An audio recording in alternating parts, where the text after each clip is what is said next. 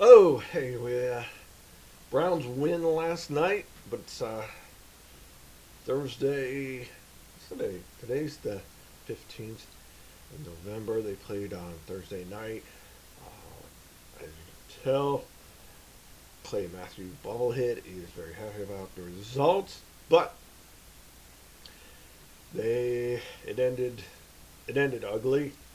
They had the game was over. They had beat the Steelers. It everything was went Cleveland's way for a change as far as the game went. They it's very frustrating to think what happened at the end of the game, where a fight breaks out between Mason Rudolph and Miles Garrett, and with 8 seconds left in the game, they started a fight. They so between the two of them are on the ground fighting. Rudolph's trying to pull his helmet off. Then a couple of the linemen for the Steelers are trying to get Garrett off of him. He's grabbing Rudolph's helmet. It comes off. He's being pushed away. The linemen have him separated. Rudolph's actually chasing after him, coming after him some more. And he got hit in the head with his own helmet, swung by Miles Garrett. Now, it's already been announced today. Garrett's suspended indefinitely. He's fined. Um, they haven't announced any punishment yet for Mason Rudolph. Myself, I feel he does deserve something. He was instigating a lot of this. He did throw punches. He was fighting. He was going after him. So he may have got the worst of it. But so this is marring what should have been a great Browns win. Should have been a turning point for their season, and it's just a shame.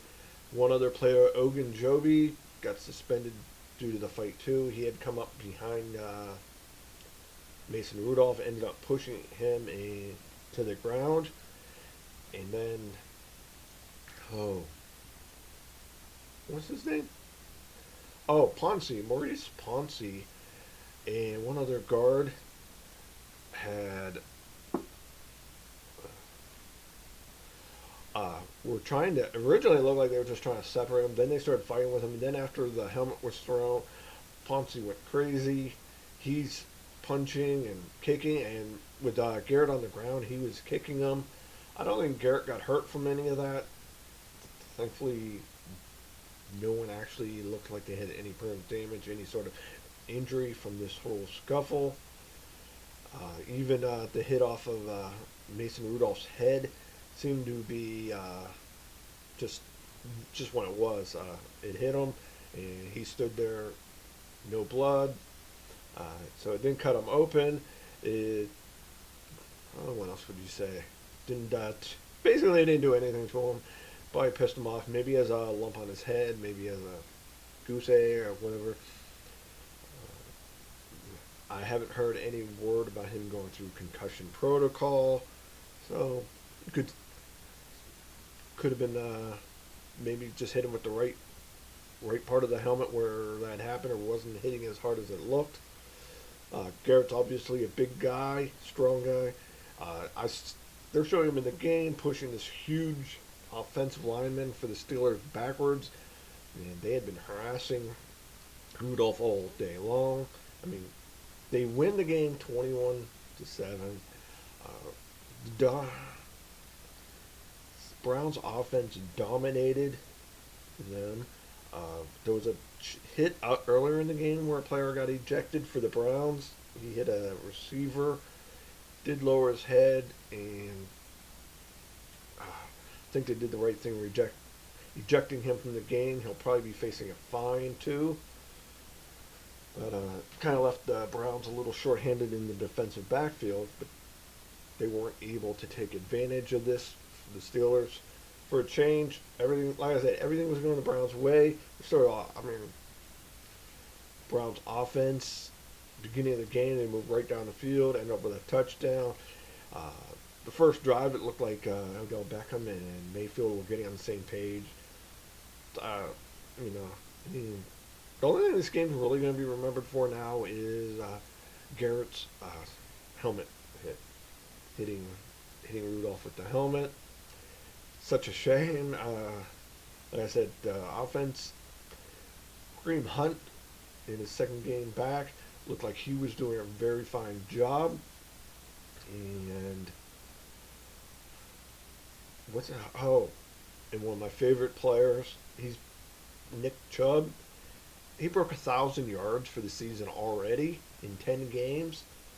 I think they said this is the first person doing that quickly since Jim Brown. So this putting him in some really good company there. And so trying to look at some good of this, we've lost Myles Garrett for the rest of the season. Our chances of making the play, it says the rest of the season and the postseason, but our chances were slim with him. I think they're a little lower now. We do have the Dolphins next week, so we should. I hate saying we will, but odds are we should come out of there. If they don't, if this doesn't, if things too bad, we should be coming out of there with a victory, and maybe, hopefully, we can get this put behind us and move on with the season. At 4-5, 6 games to wait. 4-6. I am sorry, 4-6. With 6 games to go, the odds of us actually being able to make something out of this season, as far as making the postseason, I think it's unlikely and unfortunate that's going to happen. As far as the season goes, we should have had a few more victories earlier in this season. So if we were right there in between, a game behind Baltimore, let's say, and fighting for our playoff spot, legitimately fighting for a playoff spot, this just would be a big blow. It's still a major blow, but it was just something that never should have happened. And if he hadn't swung the helmet and only been the fight, he may have been fined.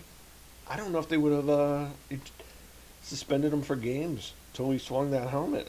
And then it just, like I said, everything just got worse from there. That being said, we're not. This is the Brown. Usually we're on the receiving end of the cheap shots in a Brown-Steelers game. Some people aren't going to like I said that. I'm mostly Steelers fans, but I feel that's the truth. And would love to see what's happening in the week. This week coming up, since it was a Thursday night game, we will have some extra time to prepare for our next game. And this luckily it's not like a short week like we had going into this Thursday night game.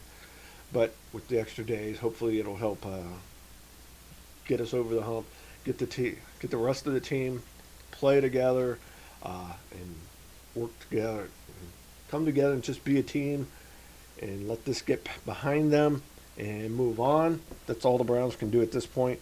I don't know if the playoffs are even worth mentioning at this point of the season. With 6 losses already, with 6 games to go, like I said, we'd almost have to run the table for the next 6 games to have a shot at them. That I don't know if that's. My preseason prediction was probably 10-6, maybe 9-7. Even to make 9-7 only gives us one loss to go, and I had us at least.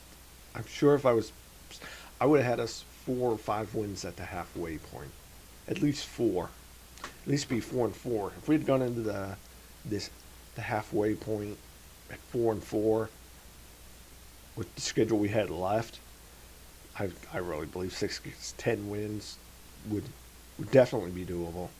And if the offense had been playing a little better, last week against Buffalo, this week against Pittsburgh, we did play up against 2 tough defenses, and we pulled out 2 wins. So maybe there's still hope. I still think we needed this team. They should have played more together in the preseason, build cohesion for the whole team. They have some whole. They need the line. They may need another lineman or two, and the defense. They got a few